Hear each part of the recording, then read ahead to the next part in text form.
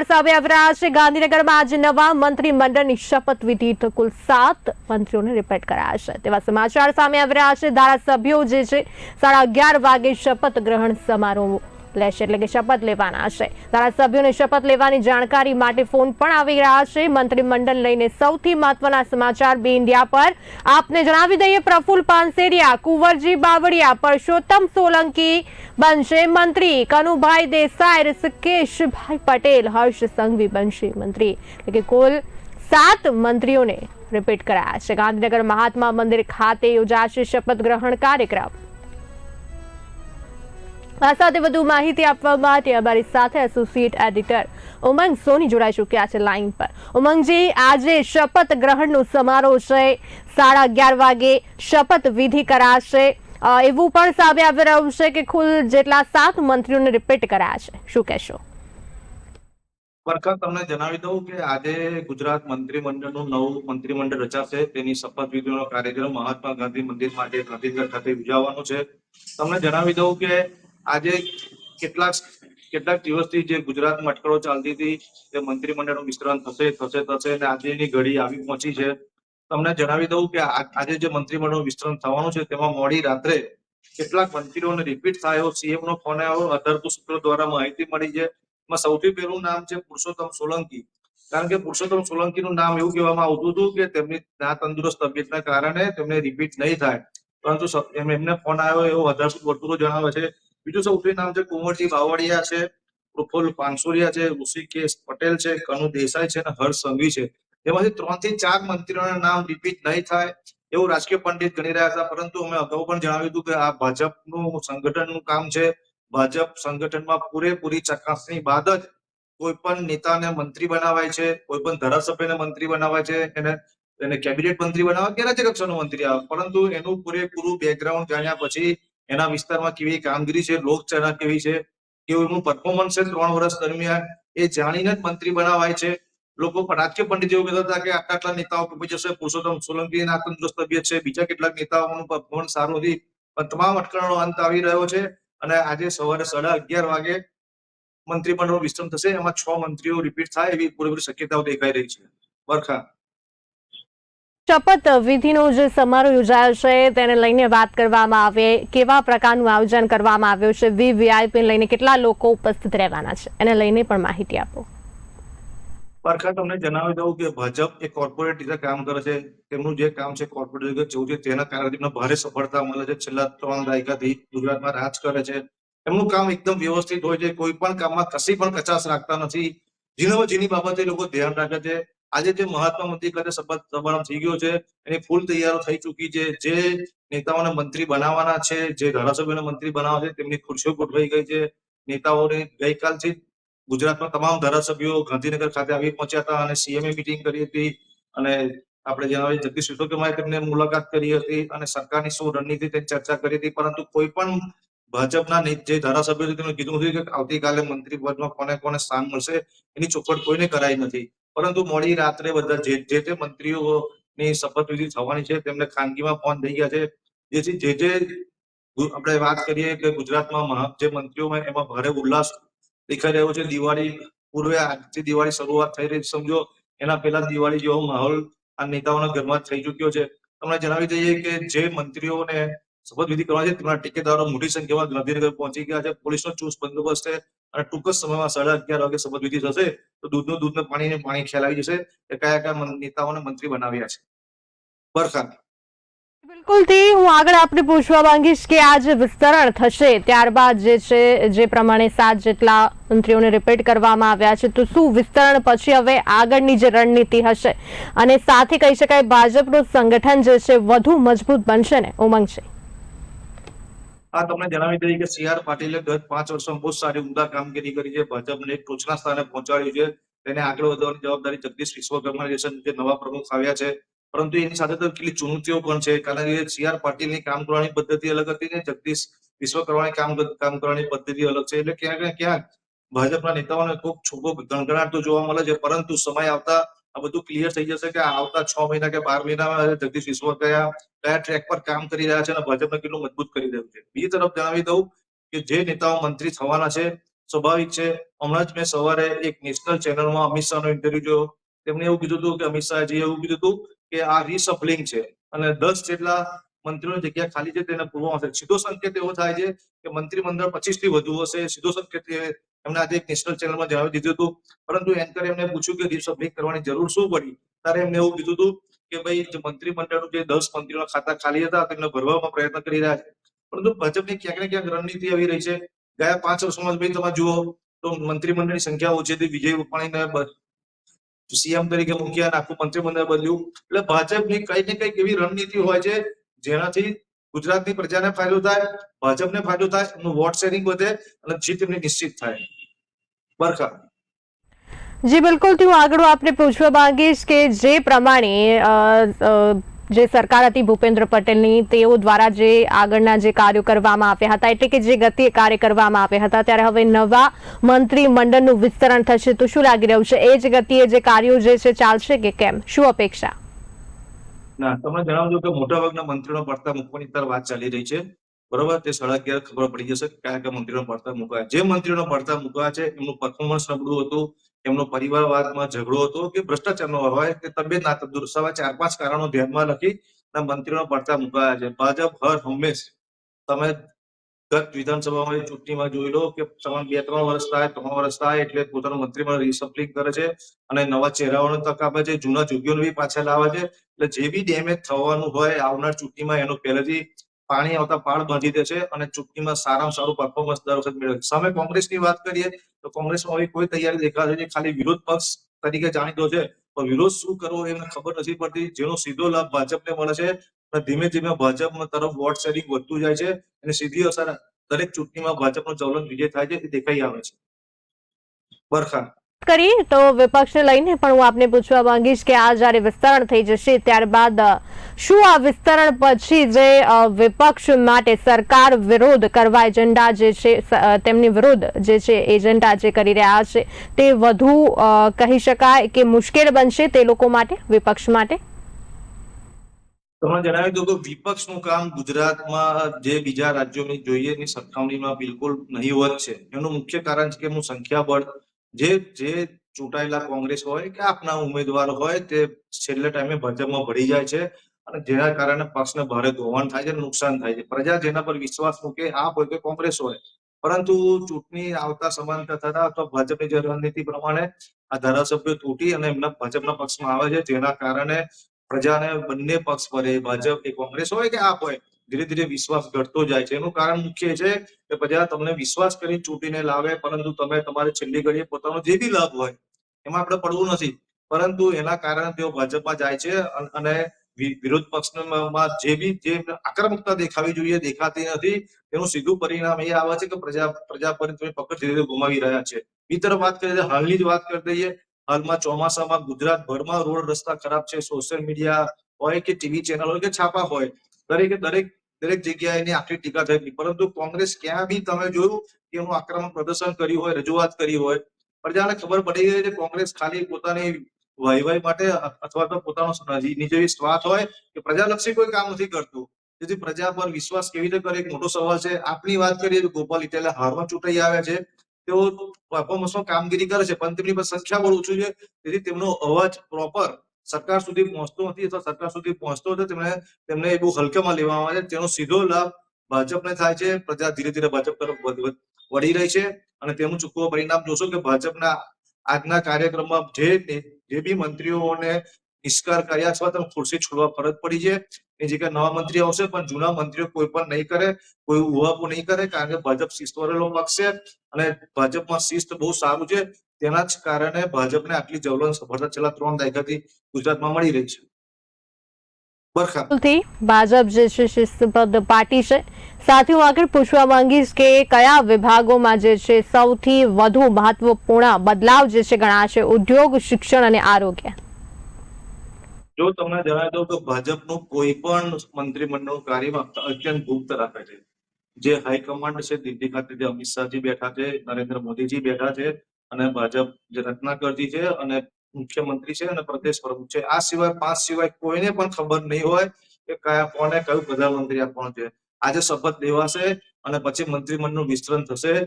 અત્યારે જે હાલમાં માહિતી મળી છે, અમિત શાહજી આવવાના નથી, કારણ કે મંત્રીમંડળમાં ગઈકાલે થોડો ઘણો ઉહાપો હતો, રાત્રે બધું શાંત થઈ ગયું છે. હમણાં માહિતી મળી, કેટલાક મંત્રીઓ નારાજગી દૂર થઈ ગઈ છે, જેના કારણે ગઈકાલે રાત્રે ગાંધીનગર ખાતે મુખ્યમંત્રી રાજ્યપાલને મળવાના હતા, એનો પ્રોગ્રામ કેન્સલ થયો. આજે સવારે મળવાના છે. બધું ઘીમાં ઠરીઠામ થઈ ગયું છે અને બધું સુખ સાચું થઈ ગયું છે. કોઈ પણ જાતનો ઉહાપો નહીં થાય અને જે આ કાર્યક્રમ છે આજે મંત્રીમંડળનો જે શપથવિધિનો એકદમ શાંતિથી થશે અને પ્રજામાં અને ખાસ કરીને આ દિવાળી પૂર્વે જે સરકાર ભેટ પ્રજાને આપવા માંગી છે જેવા નવી મંત્રણની, એ તમને ટૂંક સમયમાં દેખાઈ આવશે. બરખા. બિલકુલથી ઉમંગજી, હું આપને આગળ પૂછવા માંગીશ કે હાલ જે મંત્રીમંડળનું વિસ્તરણ થઈ રહ્યું છે ત્યારે સોશિયલ મીડિયામાં અને જનતામાં કેવો મિજાજ જે છે જોવા મળી રહ્યો છે? તમને જણાવી દઈએ, ગુજરાતમાં 3 દાયકાથી ભાજપની સરકાર છે અને દર વખતે ભાજપનો શેર વોટ વધે છે, ભાજપ જોડે બધું જોડાય છે. તેનું મુખ્ય કારણ એ છે કે ભાજપ મહિને 2 મહિને કે 3 મહિને સેન્ટ્રલ ગવર્મેન્ટની કોઈ સ્કીમ હોય, સેન્ટ્રલના સારા કાર્ય હોય કે સ્ટેટ ગવર્મેન્ટના હોય, એ પ્રજા સમક્ષ લઈ જાય છે, મિટિંગો કરે છે, તાલુકા લેવલે કરે છે, ગામડા લેવલે કરે છે, જિલ્લા લેવલે કરે છે. પોતાના કાર્યકર્તા હોય અથવા તો જે જિલ્લા પ્રમુખ હોય, જિલ્લા સંગઠન વાળા હોય, તમામને સાથે રાખી દર મહિને 2 મહિને દર એમની ચૂંટણી, ધારો કે ચૂંટણી વખતે પ્રોગ્રામ નહીં કરતા, પણ દર મહિને 2 મહિને 3 મહિને આવા પ્રોગ્રામ કરતા રહી પ્રજા જો જોડાયેલા છે. જેના કારણે સોશિયલ મીડિયા હોય, અત્યારે તમને ખબર છે કે સોશિયલ મીડિયામાં વ્યાપ બહુ વધી ગયો છે, તેનો સીધો લાભ ભાજપને થાય છે અને ભાજપના જે કાર્યકર જે બી એમની સારી કામગીરી હોય તેઓ પ્રજા સમક્ષ લઈ આવે છે, તેનો ભરપૂર ફાયદો ભાજપને થાય છે. અને હાલના જમાનામાં જે યંગસ્ટરની વાત કરીએ, એ સોશિયલ મીડિયા પર વધુ વિશ્વાસ રાખે છે, જેના કારણે ભાજપને સીધો ફાયદો થાય. બરખા. જી ઉમંગજી, હું આગળ આપને પૂછવા માંગીશ કે જે પ્રમાણે હાલ એવા સમાચાર સામે આવી રહ્યા છે કે નામો સામે આવ્યા છે જેમને ફોન આવ્યા છે, તેમાં છે કૌશિક વેકરિયા છે અમરેલીથી, અર્જુન મુરવાડિયા છે પોરબંદરથી, સાથે છે રીવાબા જડેજા જામનગરથી, પીસી બરંડા અને આગળ કાંતિ અમૃત્યા અને ત્રિકમ છાગાને ફોન આવ્યા છે તેવા સમાચાર, તેવી માહિતી મળી રહી છે. હાલ ઉમંગજી તેમને રિપીટ કરાયા છે. તમને બિલકુલ સાચી વાત કે જે તમે જે નામની ચર્ચા કરી, તમામ નવા ચહેરા છે, મુખ્યમંત્રીમાં સ્થાન મળશે, પરંતુ એમને રાજ્ય કક્ષાનું મળશે. કોઈ પણ ચહેરાનો તમે જે નામ જણાવ્યા, કોઈ પણ ચહેરો બહુ જાણીતો નથી.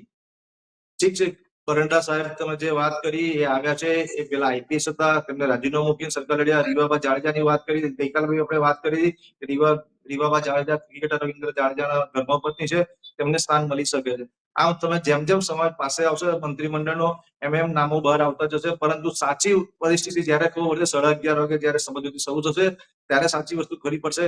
કારણ કે અત્યારે લોકો અટકળો થઈ ગયા, સોશિયલ મીડિયાનો જમાનો છે, લોકો સોશિયલ મીડિયામાં જે પોસ્ટ મૂકે, પણ જે લોકો પોતાના નેતાઓની થવાની હોય અથવા એની શક્યતા હોય, જેથી તે વધારે પોસ્ટ શેર કરે છે, લોકો શું વધારે માહિતી પહોંચે છે, પરંતુ દરેક વસ્તુ સાચી હોતી નથી. જે વસ્તુ વાસ્તવિક છે, ભાજપ આશ્ચર્યજનક પરિણામો માટે, કાર્યક્રમો માટે જાણીતું છે. એનો સાચી વિગત પ્રજાએ થોડી રાહ જોવી પડશે. કલાક 1.5 કલાકની અંદર 11:30 દૂધનું પાણી થશે. કયા કયા મંત્રીઓ નવા નિમાયા છે અને કયા રિપીટ કર્યા છે, એ સ્પષ્ટ દેખાઈ આવશે પ્રજાજનોને. જી ઉમંગજી, બિલકુલથી સાથે હું આગળ પૂછવા માંગીશ કે રીવાબા જડેજાને પણ ફોન આવ્યો છે, તો તેમને કયો વિભાગની તેમને ફાળવણી કરવામાં આવશે? સાથે સાથે એવું પણ કહી શકાય કે ક્ષત્રિય સમાજને રીઝવવાનો એક પ્રયત્ન આમાં. ઉમંગજી, તમે વરખા જણાવી દઉં, કોઈ પણ રાજકીય પક્ષ હોય, એ ગુજરાતમાં હોય કે દેશભરમાં હોય, બધા જ નેતાઓ જ્ઞાતિ આધારિત રાજકારણ રમે છે. ભલે કેમેરા સમક્ષ ના પાડતા હોય, પરંતુ સત્ય હકીકત એ જ છે. પડદા પાછળનો તમે ખેલ જોઈ લો. આજે સૌરાષ્ટ્રથી સૌથી વધુ મંત્રીઓની નિમણૂક કરવામાં આવશે. તેનું મુખ્ય 2 કારણ છે.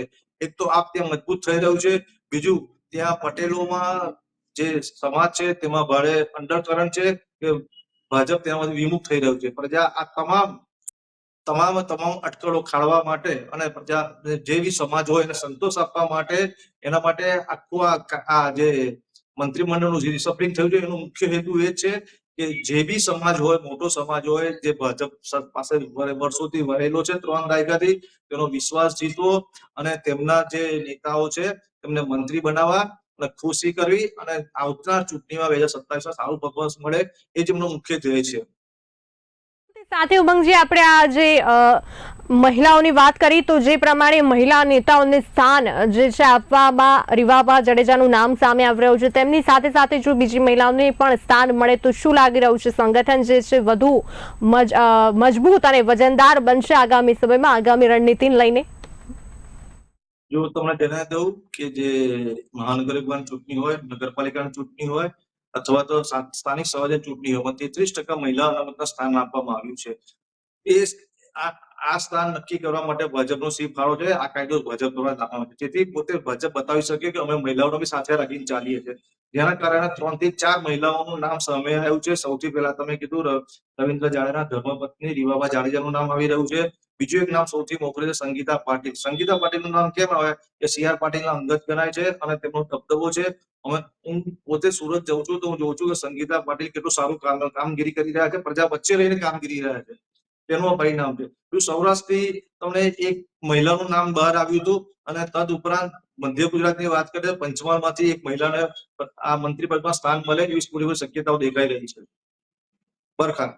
જી બિલકુલ. થી સાથે સૌરાષ્ટ્રની વાત કરીએ તો સૌરાષ્ટ્રમાં ભાજપમાંથી પાછલા સમયમાં પડકારો પણ વધ્યા છે, તો શું આ વિસ્તરણ સૌરાષ્ટ્રને તાકાત આપવા માટે છે?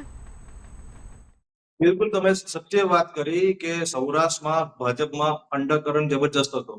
બીજી તરફ વિસાવદરની જે ચૂંટણીમાં આપની જીત થઈ, જેથી ભાજપને એટલો વિશ્વાસ હતો કે જેમની જીત થશે, પરંતુ આપ જીત્યું. તેથી ક્યાંક ને ક્યાંક જે ભાજપનો અંદરનો ડખો છે, અંદરનો જે અંદર જે ઝઘડા થઈ રહ્યા છે અથવા તો જે ખેંચતાણ થઈ રહી છે, એને સંતુલન કરવા માટે ભાજપે આ રણનીતિ બનાવી છે. રીસફિંગનું મુખ્ય કારણ સૌરાષ્ટ્રને મહત્વ આપવાનું છે.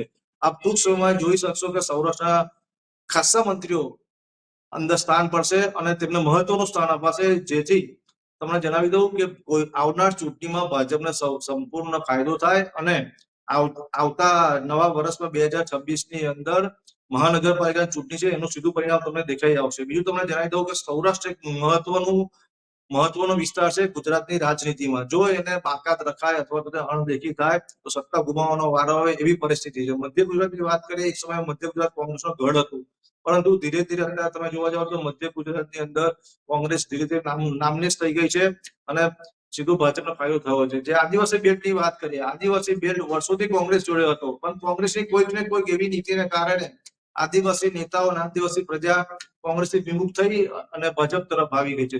બીજી વસ્તુ કહીએ સાઉથ ગુજરાતની અંદર સી.આર. પાટીલે છેલ્લા 5 વર્ષમાં જે કામગીરી કરી છે એ એટલી સારી છે કે તમે ત્યાં એ વિસ્તારમાં ફરો સાઉથ ગુજરાતમાં તો તમને ખબર પડે સી.આર. પાટીલનો દબદબો શું હતો. અને એવું પણ કહેવાય કે સી.આર. પાટીલ સુપર કોરોપ હતા, સીએમ થી ઉપર હતા, તેમની કામ કરવાની પદ્ધતિ આક્રમકતા હતી. તેનો ફાયદો જરૂર ભાજપને થયો છે અને ગત ચૂંટણીમાં તમે જો વિક્રમજનક સીટો મેળવી એ સી.આર. પાટીલ આભારી છે. બરખા. જે બિલકુલથી કે જે પ્રમાણે હવે જે મંત્રીઓને ફોન આવ્યા છે, ત્યારે ક્યાંક ને ક્યાંક એવું પણ છે કે શું જે અનુભવી બીજા મંત્રીઓ હતા તેમને અસંતોષ કે એવું કંઈક બનશે કે કેમ આગામી સમયમાં? ઉમંગ છે. બરખા, સ્વાભાવિક વાત છે. આપ કોઈ પણ નેતા મંત્રી થયા હોય અને તેમની હકલપટ્ટી કરવામાં આવે તો એમના મનમાં 100% અસંતોષ હોય, પરંતુ ભાજપ શિસ્તબદ્ધ પક્ષ છે.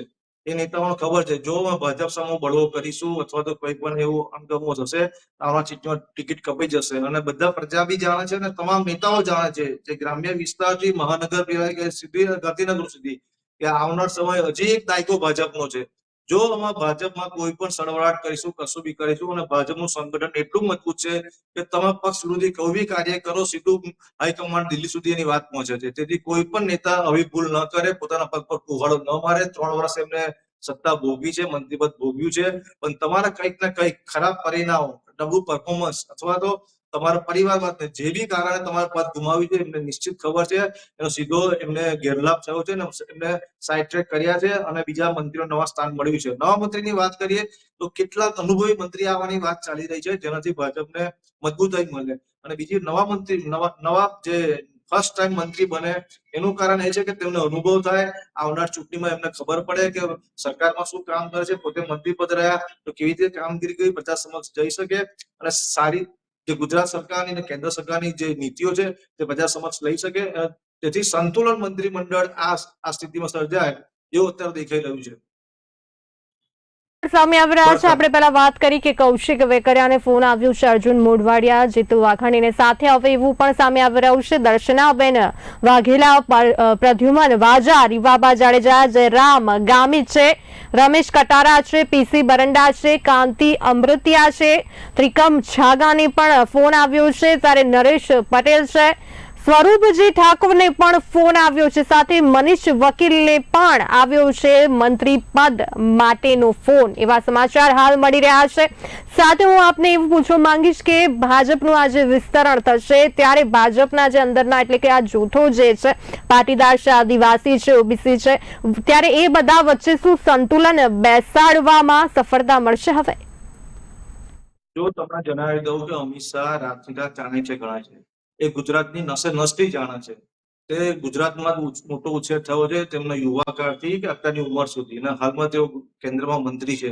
એ પોતાની પૂરેપૂરી જે શક્તિ છે એ ઝોકી દે છે. એમને સૌથી પહેલા મેં તમને અગાઉ પણ કીધું કે ગુજરાતમાં હોય કે દેશમાં હોય, રાજકારણ જે રમાય છે જ્ઞાતિ આધારિત રમાય છે.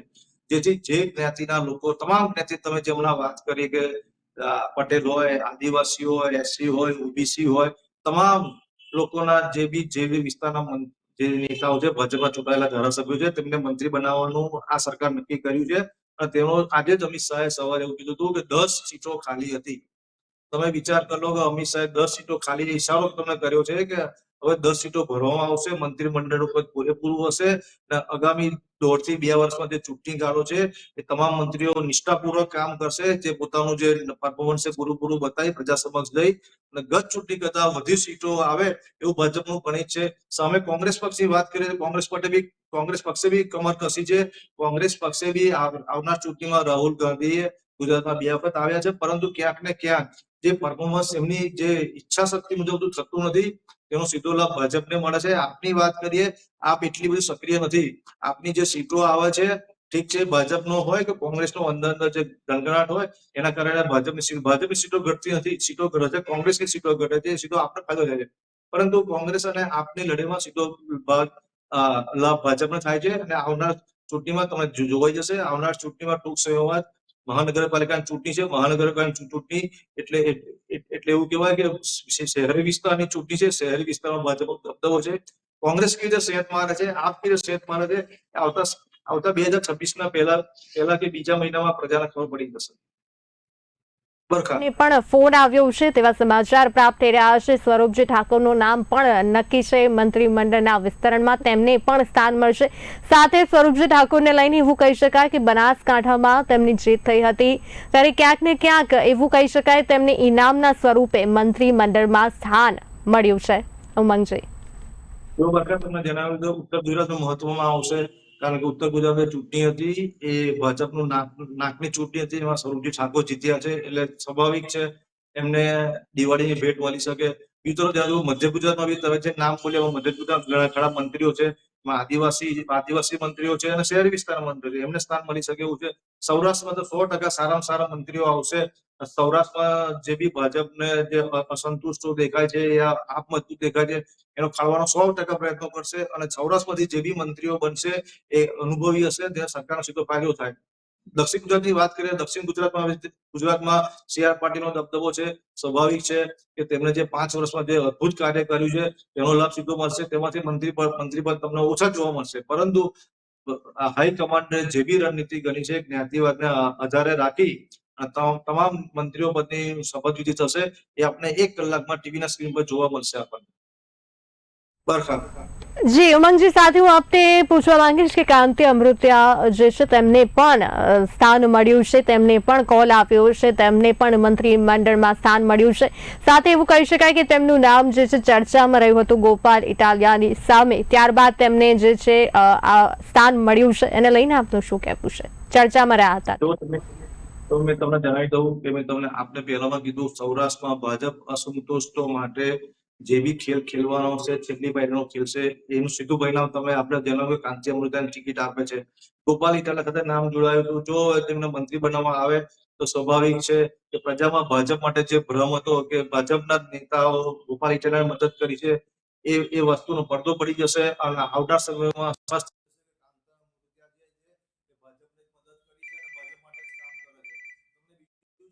કે